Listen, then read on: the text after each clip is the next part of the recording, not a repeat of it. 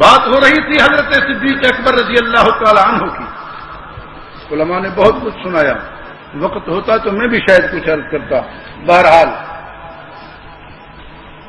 اب صرف یہ عرض کرنے لگا ہوں کہ جناب صدیق اکبر رضی اللہ تعالی عنہ رسول اللہ سے الگ نہیں ہیں، رسول اللہ سے الگ نہیں تھے، نہیں ہیں، نہیں ہوں گے، نہ تھے نہ ہیں اور نہ ہی الگ ہو سکتے ہیں، کبھی نہیں.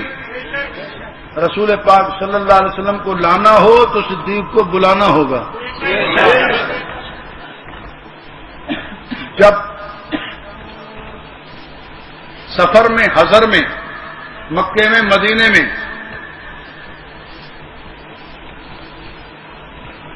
کسی جنگ میں، صلح میں، مسجد میں، میدان میں، حتیٰ کے غار میں، حتیٰ کے مزار میں صدیق اکبر کے بغیر حضور نہیں ملتے، تو جو صدیق کو قبول نہ کرے اسے حضور مل بھی نہیں سکتے.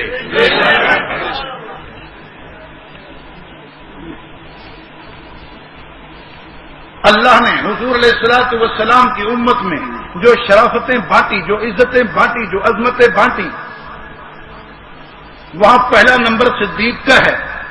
اس کے بعد جو کوئی آ جائے جس کا نصیب ہوگا وہ شامل ہو جائے گا. اگر نصیب میں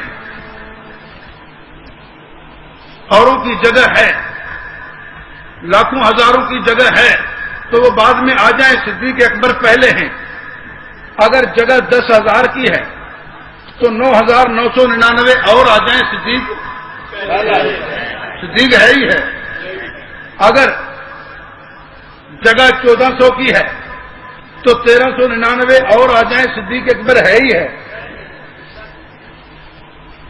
اگر جگہ 313 کی ہے تو 312 اور آ جائیں، صدیق اکبر پہلے ہی ہیں.